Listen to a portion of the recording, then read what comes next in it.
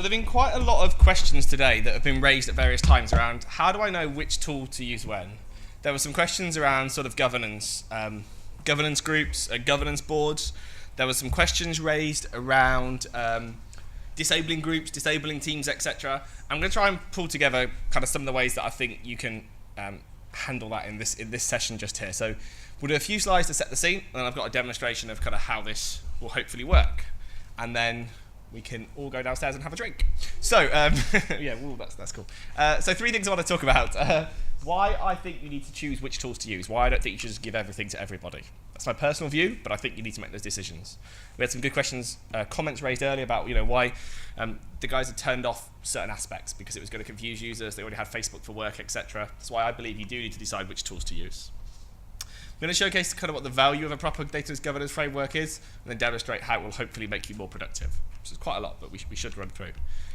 The first thing I like to talk about when I do this is kind of what is a digital workplace. I think the guys probably answered it earlier, and anyway, I mean, I googled what digital workplace, and here's some random quotes that I pulled up, and they're all broadly along the same lines, but a little bit different at the same time. My favourite one was this quote here in the middle, which is from someone who works for the digital workplace group. So that kind of goes that they probably know what they're talking about. And it says the digital workplace is the collection of digital tools provided by an organisation to allow its employees to do their jobs, which kind of makes sense to me. So I would say that every single organisation has a digital workplace. You have some tools that you give your employees to do jobs. Some of them will be a lot better than others, but everyone has got a digital workplace. I'd be very surprised if organisations were still doing everything on paper. So Rob's just discussed, within Office 365, there's so many different things that you could use as part of your digital workplace. Okay, I'm not going to read through them all now. I think Rob did a great session just a minute ago talking through all the different items. So let's go back to Chris's quote again. And I have slightly plagiarised this to make my own quote. And I believe that an easy-to-use digital workplace is when you take those collection of tools, but you present them to your employees in a coherent manner so they know when to do the right thing, whilst following your legal and compliance processes. So we take the tools that you've got available, but you make it easy for your employees. So you don't tell your employees, hey, we've got all this stuff. You say to your employees, you want to do this, use this tool. You want to do this, use that tool. We've turned off these ones you shouldn't use. Most people probably agree that that sounds like a sensible approach to take, yeah? I see some nodding. So that's where I think we want to get to, and I'm going to show you how I believe we can get there. So to me, it all comes down to governance, right? So governance is a wonderful word that means lots of different things to different people. This is the cheesiest picture in the world, but anyone who's ever deployed an old SharePoint farm probably knows the concept fits going slightly off the rails. People doing their own things, going off in their own directions, and to me that's because you probably didn't have the correct governance around that scenario. Doesn't even need to be SharePoint. I pick on SharePoint because SharePoint's really bad for people just doing their own things. You give people a little bit of power, they work out some really cool things to do. So rather than me define governance, this is the quote from Microsoft as to what governance is. This is from TechNet. I think a lot of it makes perfect sense. There's expectations from the business about what they want from the system. There's some roles and responsibilities that you'll probably put together, and you probably write a governance policy, which is a document that says you should use this for this, you should use this for this, you shouldn't do this, you shouldn't share files externally. And I think a lot of organisations stop at that stage. I've wrote a governance policy, we're all good. What I think people don't do is some processes to make that governance policy be enforced, to actually get governance. I think it's this piece here, processes, that's missing. Okay, so you think about what you want, you write it down, but you don't find a way to act upon those processes. Okay. At this stage, sometimes people say, but do I really need to worry about this? Microsoft give me all these tools, isn't it wonderful? I'd say today that you've probably answered that yourself because you've asked a lot of questions around this. So I think you probably do worry about it, but here's a good example why. Let's go back to Office 365 group because we've had lots of questions about them. If I create a group today, by default, it's a bit hard to see on the screen, it is public. Okay? And that says anyone can see what's inside. Maybe that's okay. Maybe I'm thinking in my organisation, every group that's created, people who work for me can see what's in it. They could probably just read the content in there. That would be my assumption as a user. But actually, what it actually does, it means we've added everyone to our group, not in read-only. We've added them to the members group, which means that all the documents in there are fully editable. They can share those documents. They can change those documents. They can delete them. If you've got external sharing turned on, they can find a file and go share with bob@competitorx.com and share those files out of your organization. So by default, if you create a group, it's public. And when it's public, that means everyone has access and can not only view but change information within those groups. So that's why I think you do need to consider this. You do need to think about it. Oh yeah, we can see there that that group has edit permissions. Now it's perfectly possible to create private groups, but that's not the default setting. Your governance policy might say, if this group contains sensitive data, it should be private. Cool, it's a good thing to write in your policy, but how are you going to automate that setting in practice? Okay, and what we do at AvePoint is when we want to think whether our products are going to hit the market, whether we're working on the right solutions, we speak to our current customers, but we read the Microsoft tech community a lot. Anyone here seen the tech community or not seen the tech community? Raise your hands if you've been on the tech community. Okay, cool, lots of people. Those of you who haven't, search for Microsoft Tech Community. It's not just technical, it's all the different products. People ask questions, the products teams weigh in, give answers, etc. So for example, the ninjas that we discussed earlier, that's the sort of place that they could go to get extra information. And we just pulled some of the kind of things that people said. And yet, what to use when, it's hard to find groups, cool new tools, lack some of the policies, same old problems with owners having too much power. These aren't my words, I've just pulled this from Microsoft Tech Community. So yeah, makes me think that this is an important thing to consider. And there's some more quotes here that I'm not going to kind of read through, but there's lots and lots of people who are sort of concerned about the governance of this area. So, we want an easy to use digital workplace, therefore we need to make some rules. Hopefully we agree about that. We've looked at what happens if we don't enforce these rules, and hopefully you're all kind of on the same page. How do I enforce governance? How do I take this document that I probably spent a lot of time, effort, and probably money with a third party, maybe, writing? How do I enforce that in Office 365? And if you're on SharePoint on-prem, it's kind of the same story, to be honest with you.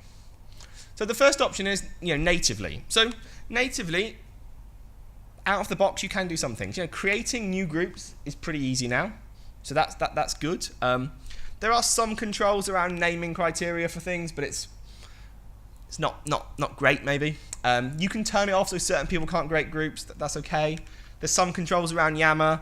The problem really is it's hard to scale, and you're probably going to end up with sprawl and redundancy. And your only real way to enforce this is user encouragement and monitoring. So we at AvePoint work with a large financial services organization, big SharePoint deployment, who literally had a team of people who went around with a flip chart once a month with the permissions for all their SharePoint sites and sat down with the site owners and went, your permission's correct, tick, tick, tick. Any problems they find, they then went back and they changed for them. I'm going to suggest that's not the best use of people's time. And also it's very, very prone to human error. But this is kind of what you get out of the box. There's a few levers and controls, but there's a lot of sort of user encouragement to do. Build your own governance tool. Yeah, absolutely. There's lots of APIs for the products, so maybe you can write some scripts to sort of enforce some of this, monitor what users are doing, look for users that are creating the wrong containers, putting the wrong documents in the wrong areas, and kind of take action. The challenge with this, and something that I've mentioned and many of our speakers have mentioned, is the rate of change, particularly with Office 365. Maybe this works for on-premise if you want to invest. With 365, with the speed that new things come out, you're basically going to have a team of people maintaining your custom scripts to enforce this. And again, is that a much better use of time than people going around with a flip chart? A flipboard, sorry, maybe not. Or, there are third-party solutions. I'm going to demonstrate ours. There are others on the market, but this is where you have a solution that basically takes your governance policy and enforces it. So I'm not coming in and saying this is good governance. I'm coming to you and saying I can take your governance policy and I can automate it for you. So at a really high level, so where would we be able to help? What can we do? So from our point, for Office 365, our governance falls under 4 broad headings. There's obviously a lot more detail. So the first one, provisioning with approval of the requests. So what this means is you might say to me, if users want an Office 365 group, they can request it themselves, and we're going to get their line manager to approve it. If users are requesting a public group, maybe after their line manager, we want the security manager to approve it. Maybe if I'm requesting a classic SharePoint team site like Rob was talking, we want the SharePoint team to be the second stage of approval because we want to know why they're doing that. If it's a Yammer group, hey, I'm going to let you create it without any approval. Again, that's an example. And obviously you can have different approval things for different grades, etc. as well. So provisioning with approval of the requests, absolutely part of it, and I think is a key area. Automated policy enforcement. This basically means once I've created that container, I say container because, as Rob just said, there's so many different things you could create these days. Once I've created that container, we can look at what's going on and make sure, hey, the right documents are staying in there, people are doing the right things, they're not changing our settings, they haven't changed it from private to public. Whatever your governance is, make sure it stays enforced. I have a whole set of information around recertification. So recertification is an interesting one because it's not really an out-of-the-box feature. It's something that we think is important. But this basically means on a scheduled basis, going back to people and checking that things are still correct. So maybe you requested an Office 365 group, and I created it for you. After 6 months, I'm just going to go back to you and say, hey, are you still using this for what you said you were using it for? And if not, I'm going to delete it. Or maybe I created you a group with external sharing on. So I go back and say, hey, are you still sharing documents externally? And if you're not, I'll turn that setting off because that's potential risk that I don't need within my organization. One type of recertification. And finally, site and content lifecycle. So what happens at the end of life? Right, we need to consider that. A great thing, particularly with groups and things that are probably created quite quickly, is you say, yeah, anyone can create them. Maybe we're not even going to put approval on it. But if you stop using it, 90 days after you stop using that, I'm going to delete, archive, close, whatever's in your policy. So this sort of life cycle could be based on inactivity. That's quite a popular one that lots of people take, particularly with the more user-driven collaboration tools, let's put it that way. Something more formal, like a bidding template site that you've built in classic SharePoint for a really specific requirement with workflows. Maybe when I create the site, I ask you when the bid is due in, and we go to close your site 1 month after that. Again, these are just examples of how it might work. The next slide has got loads of information on. I don't expect you to read it. We'll share these with you. I threw this in because there were so many questions around groups. What this tries to show you is we've kind of tried to group what we think the 3 main areas around 365 groups are, around creation, ongoing usage, expiration, and then we've kind of listed sort of ungoverned, light governance, and full governance. A blue blob means you get it out the box with Microsoft. A red blob is where we come in, and there's a few sort of extras where you notice a lot of the Microsoft tricks, for example, naming conventions for groups, require you to have Azure AD Premium, which you probably don't have, or you may not have in your organization. So this slide, again, just, if you think that you want to be in this full governance, you can see there's not a lot of blue up there. So again, we could come in, or you're going to have to build a lot of things yourself. And sometimes with customers, I take this slide, I remove all the red and blue ticks, and I just tell them to tick and cross the things that they think they would like. And that pretty much tells me if our product's going to be useful for them, if I'm being really blunt, or whether they can cope with what you get from Microsoft. Okay? Everyone with me? Some photographs, so hopefully that's good. We will send this out to you because I know there's a lot of detail there. So I promised a demonstration to show you how this might work. Let's do that now. So I've screenshotted this because, as Rob said, the Wi-Fi is not being fantastic. I'm now going to be this person. So Megan wants a new workspace because she's going to do some planning of the departmental away day. She has no idea whether she should use a group, a team, Yammer, a SharePoint site, and frankly, why should she? She's just an end user who wants to get on with her job. So she goes to her intranet, and maybe she goes to like the digital workplace team area. In the example that the guys from Paydus gave earlier, we had the hub where all the information is. They could go there to get some information, and from that place, we launch into what we call a service catalog. And this is now in our product. Within the service catalog, we make a range of services available to the user. So basically, because of your role in the organization, the governance policy says you can create these things, or you can request these items.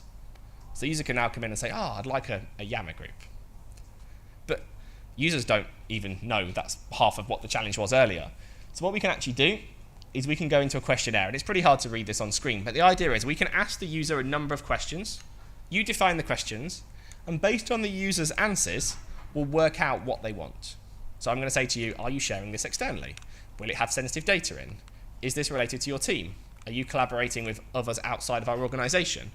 And based on their answers, I've kind of got like a matrix in the background that I've built that says you need this. So a bit like Rob's, Guess Who, thanks Rob. Guess Who earlier, this is basically just giving a questionnaire to get you to the answers on Rob's Guess Who. So this is kind of the scenario. And what's also really cool is for those of you who are managing hybrid environments, users don't know whether they should be creating a SharePoint site in this 365 tenant, this 365 tenant, this on-premise farm, they don't need to. We'll ask them some questions, and we will make that decision for them, all from the one interface. So then we get the user to fill some information in. So the user's now going to create their group. The system's decided that this user wanted an Office 365 group. So we're going to fill in some information down here. You'll notice you probably can't read it, but we're enforcing a specific policy. But we can also do much more complicated naming conventions. So you might say that all groups should have the first two letters, the region, NA, EMEA, APAC, then the name of the group, and then afterwards, public or private, depending what it is. Again, we can automate that. It doesn't seem a particularly complicated request, but it means that when you're looking through your directory, it's a lot easier to see what groups are created in what region, which ones are public, which ones are private. If you've got different policies in force, just one example. Works the same for SharePoint, for Yammer, for other things as well. So we'll now kick that off. We'll go ahead and we'll make the request. In this model, I've said that the user's boss has to approve the request. Kind of basic example, but you get the idea. So he gets an email, he can come in, he can read some information about it, and he can hit approve. Once he hits approve, the system is now going to go ahead and create that container on the user's behalf, setting all of the different things that are in your governance document. So a user's not having to come in and do this. If you've built SharePoint templates in the classic scenario, we'll deploy those templates for you. We'll configure external sharing. Someone asked earlier, can you turn it on and off? Yep, we'll get that setting right. So all those settings, we'll stamp on that for you. And when we're ready, the user gets a message, hey, here's your group. It's been created. If I jump into this group now, you will see, well, you may not be able to because it's a bit of a small screen, it's a private group. We never even asked that user if this would be public or private, because we decided in our organization we don't have public groups. Again, that's an example. There's lots of different ways of doing this. So now I can't add new people to it. So I just want to show one more piece of this, how easy this is to configure. This is not something that you need a team of developers for. Because it might seem like, oh, that's really great, but have I now got to build a team of developers to manage that system? Let's pretend that I want to change the approval process for, I've put SharePoint extranet sites, for argument's sake. So this person logs into our platform, goes to the settings area, goes to approval processes, finds the one that he wants to change, goes to edit, currently set at one stage, make that 2 stages, say who the second stage of the approval is assigned to, configure some escalations and durations to the task, and it's done. Okay, so I went through that very quickly, but the point I was trying to highlight is that hopefully that's the sort of thing that's not, it's not rocket science to be able to do. We haven't got to have developers. And then as Microsoft changed the APIs for 365 and the way that you need to create groups, it changes, that's up to us, for example, to be able to work on.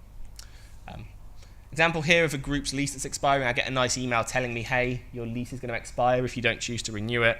Again, all of the wording can be configured. And finally, with anything, there were some questions asked earlier around how do you measure adoption? How do you measure usage? So if I put a system like this in, it makes it really easy for me at the end of the year to basically say, we created this many SharePoint sites, this many groups with Planner, this many public groups, this many private groups, this many extranets. See how many we created, which department created them, who approved it.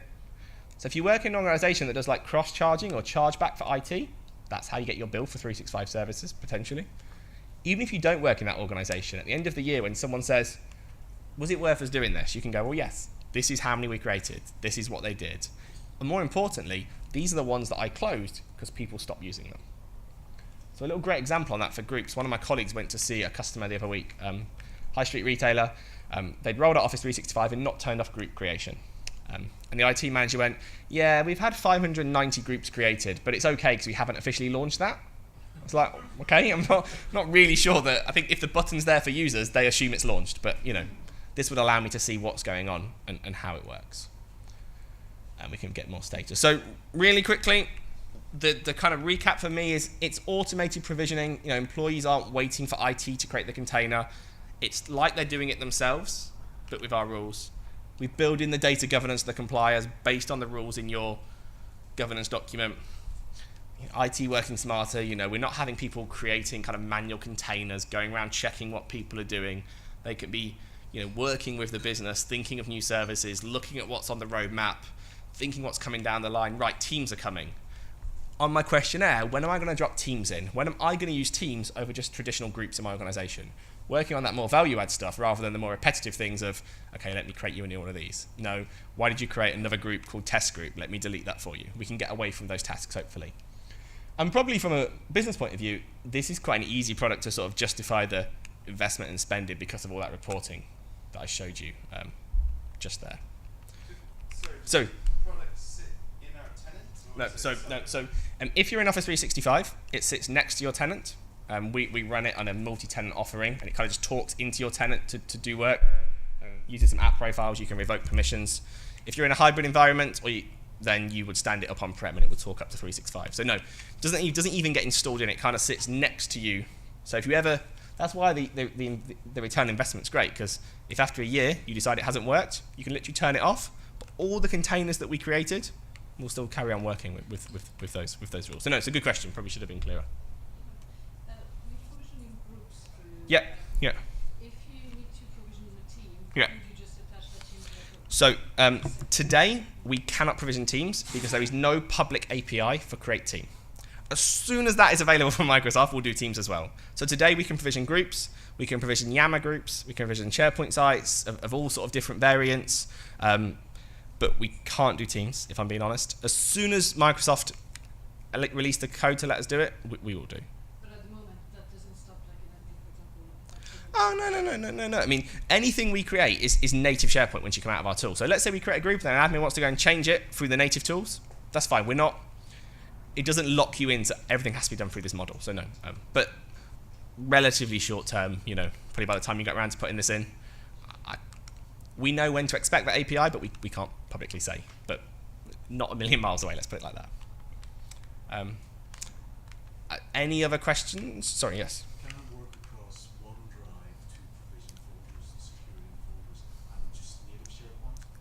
Yeah, absolutely work across native SharePoint. In terms of OneDrive, I'm just thinking, so in terms of you want to request a new folder, I'm trying to see how that would work. Yeah. Yeah. So the thing with OneDrive is, everyone's going to get a OneDrive. In terms of limiting users so they can and can't create things, maybe not, but what we could do is, we probably wouldn't do the automated provisioning, but we could layer over some of this governance and compliance. So a great example with OneDrive is, Microsoft make available something called information rights management. And you can say, if I download a document out of Office 365, 2 days later, I can't open that file. That's a great setting that you might want to put on your OneDrives. They don't allow you to have that on every automatically. So what this could do is enforce that setting is always turned on. So in terms of OneDrive, it's probably more just this governance and compliance enforcement rather than all the sort of provisioning and requests, I would suggest. So are you able to use the EMS like DLP capability? Yeah. Well, so Yeah. you have EMS? Yeah. Okay. This touches many parts that I haven't shown today. Yeah. And if you need to do something that's not available, that we don't natively talk to, the product's extensible, you can basically call a script or something at some various states. So we have customers who need to do things like, at one stage in the approval process, grab some data from SAP or put some data back in SAP. Totally built to do that. So yeah, it's a good question. Any other questions? No? Cool. Fantastic. Congratulations, you made it to the end of the day. It's very hot in here.